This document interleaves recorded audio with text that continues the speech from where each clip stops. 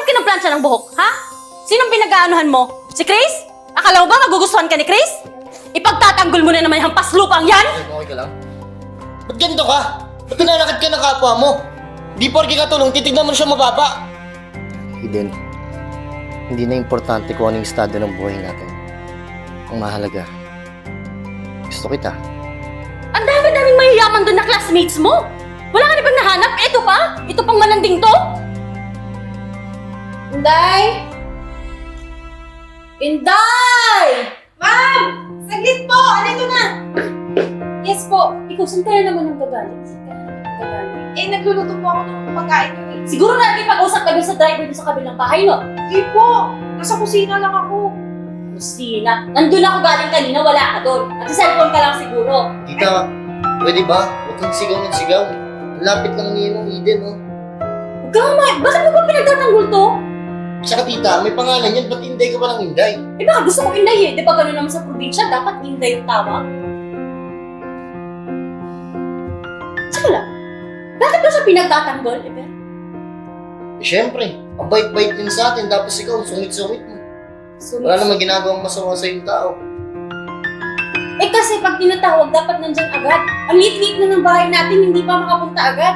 Wala namang masyadong gawain dito sa bahay, pero hindi ko alam ba't nagtatagal dun sa labas. Pasensya na po.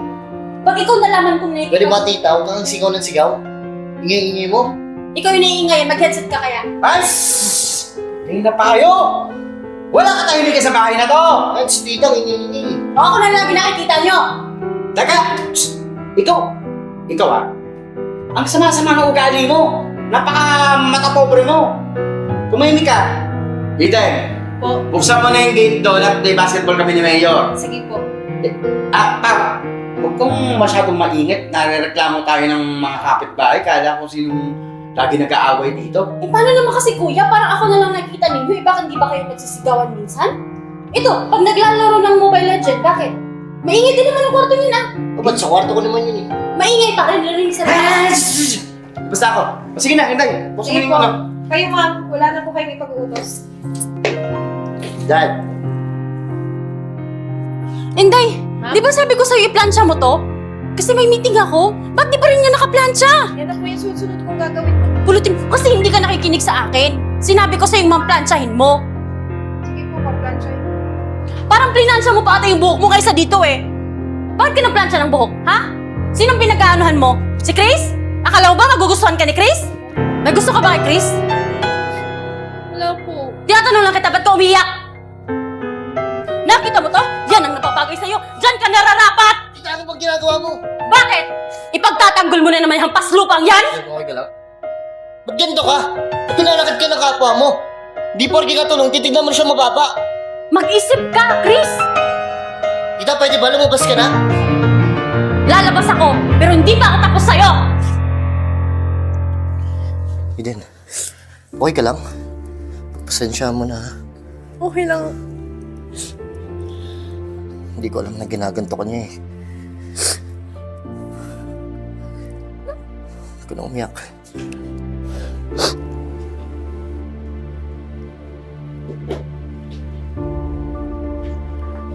Eden, gusto mo ba ng kape? Ay. Magkape ka muna. Hindi po, sir. Kayo na lang po uminom yan. Kailangan ko pang needs ni Sala eh. Hindi, okay lang. Baka po kasi magalit si Ma'am Pao. Akong bahala dun. Saka, buong araw ka na nag-work kasi. Magpahinga ka naman kahit konti lang. Talaga, baka pagalitan po ay Magpahinga ka na, dito ka na.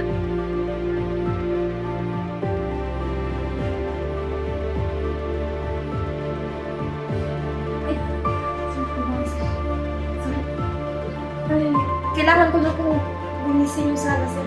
Sorry.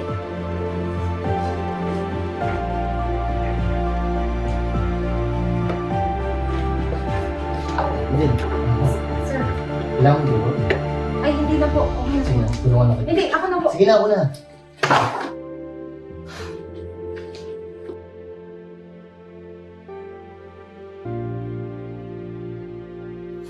Ay, Sir. Alam mo, Eden, may pagtatapat sana ako sa'yo eh. Magtatapat? Ano po yun? Gusto kita. Ha? Sir, hindi po tayo bagay. Kasi, mayaman ka, ako mahirap lang. Eden, hindi na importante kung ano yung estado ng buhay natin. Ang mahalaga, gusto kita. Eh, paano yun, sir? Ayaw sa akin ng tita mo. Hindi na importante yun, Eden. Ano to? Sinasabi ko na nga ba eh, no? Ikaw, babae ka. May gusto ka talaga sa pamangkin ko, no? Huwag mo nga siya sinasaktan, tita. Mahal ko siya. Mahal? Bulag ka ba? Hindi ka mahal niyan. Mahal lang niya yung pera niyo. At hindi na importante yun. Wala namang nagmahal sa'yo, di ba? Yan ba yung natututunan mo sa school mo? Ha? Magmahal lang hampas lupa. Pagmahal lang katulong. Ang dami-daming mayayaman doon na classmates mo. Wala ka na bang nahanap? Ito pa? Ito pang malanding to? Ganyan ka ba lumaki, tita? Walang respeto sa iba? Bakit ako nire-respeto niyo ba? Ikaw, nire-respeto mo ba ako? May respeto kita. Pero kung paano mo ipakita yung respeto mo sa iba, hindi kita re-respetuhin. Kasi ang pangit ng ugaling pinapakita mo. Kasi pangit ang pinapakita mo ngayon sa akin. Binapastos mo yung pamilya natin. Mamahalin mo yung katulong na yan. Hindi na mahalaga kung anong posisyon na meron tayo sa buhay. Ano yung nasasabihin ng mga anika ko? Ano na lang ang sasabihin ng tatay mo? Nakakahiya. Hindi na mahalaga, tita, kung anong sasabihin ni Papa. Ang mahalaga kung sino yung mahal ko. Chris, isipin mo. Binangon tayo ng tatay mo. Tas ngayon, yan yung gaganti mo. Mamahalin mo to? Ano yung sasabihin ng tao? Umanda ka sa tatay. Makakarating ka sa kanya. Sir, itigil natin to. Ayoko matanggal sa trabaho. Hindi din. Lalaban tayo pareho. Magkasama tayo.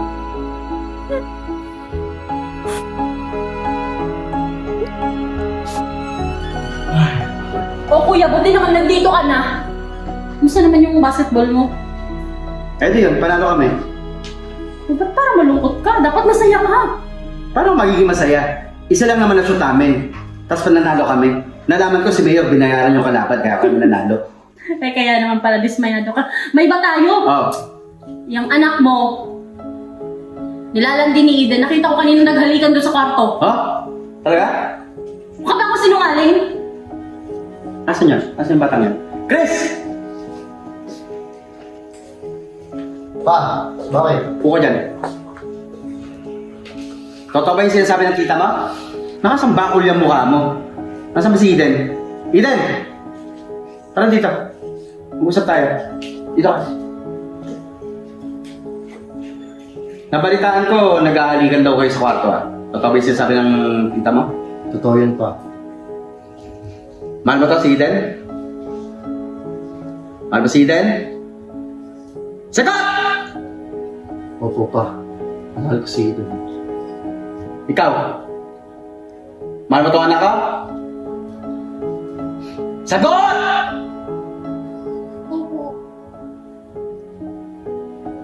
Oo nga. May pera ka na ba? Ha? Pambuhay ng pamilya? Pero, pa, pag-graduate naman ako next year. Hindi mo sinasagot yung tanong ko. Gagawin ko po lahat, pa. Mabuhay ko si Eden.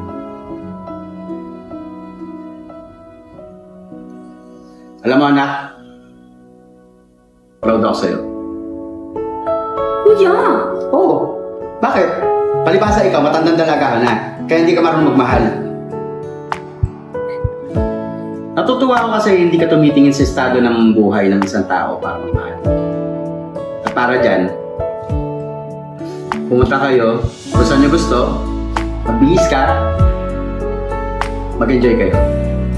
Pa, thank you talaga, pa. Talaga. Basta. Kita mo yan? Alam mo ikaw, magbago ka na. Hindi mahalaga kung mayaman o mahirap yung mamahalin mo. Tingnan mo, tanda-tanda mo na di ka pa nagkaka-boyfriend, taas-taas ang standard mo. O, paano yan? Magme-menopause ka na. Wala ka pa pamilya. So, dito ka sisiksik. Bubuhayin pa kita. Sige na. Hanap pa kitang boyfriend. Si Mayor. Single yun. Oo, single yun. Huwag ka na kasi matagal kay Eden. Ha? Kaya mo na sila magmakalan dyan. Sentidor ka talaga, kuya eh. Kaya mo na. Importante masaya tayo sa pamilyang to. Okay?